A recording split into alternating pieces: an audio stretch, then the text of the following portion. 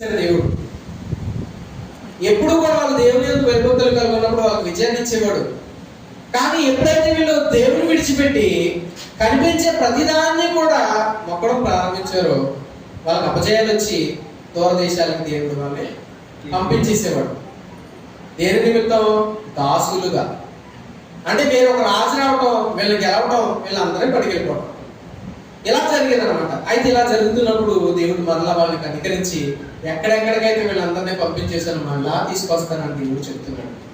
మరలా తీసుకొచ్చి ఈసారి ఐగుప్తులో నుంచి తీసుకొచ్చిన దేవుడు కాదు, ఎక్కడెక్కడికైతే దేవుడు వీళ్ళందరినీ పంపించేశాడో అక్కడి నుంచి తీసుకొచ్చిన దేవుడు అని కాడించి చెప్తారు అని దేవుడు చెప్పడం జరుగుతుంది పాత నిబంధన పాఠశాలలో. ఆ తర్వాత కిందకి చదువుకుంటూ వచ్చామనుకోండి, వాళ్ళ కోసం ఎవరెవరిని పంపిస్తానని చెప్పాడో తెలుసు దేవుడు. వాళ్ళందరి కోసం కాపరులను అంటే జాలరులను పంపిస్తానంటున్నాడు దేవుడు. వాళ్ళందరి కోసం జాలరులు అంటే అర్థం ఏంటి?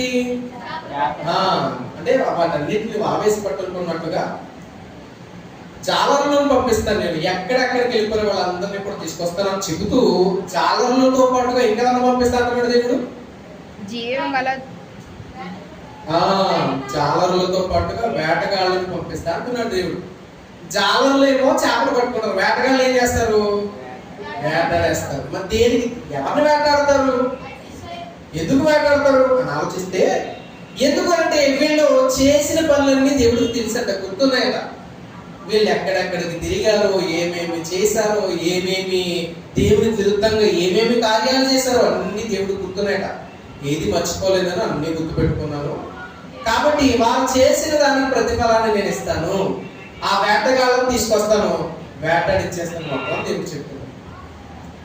పాత నిబంధన పాఠశాల పైగా వాళ్ళు ఏమేమి మార్గాలు ఎంచుకున్నారో అని చెప్తూ చివరికి వచ్చేసరికి ఈసారి నన్ను నేను వాళ్ళకి కనపరుచుకుంటాను, వాళ్ళకి అనుభవపూర్వకంగా తెలియజేస్తాను నేను ఎవరో అని దేవుడు మళ్ళీ ఇంకొక అవకాశాన్ని ఇస్తానని చివరిలో చెప్తున్నాడు. పాత నిబంధన పాఠశాల అక్కడ నుంచి పత్రికా పాఠ్యభాగంలోకి వచ్చామనుకోండి. పత్రికా పాఠ్యభాగంలో అక్కడ దేవుడు ఏం చెప్తున్నారంటే ఒక మందిరం గురించి చెప్తున్నారు.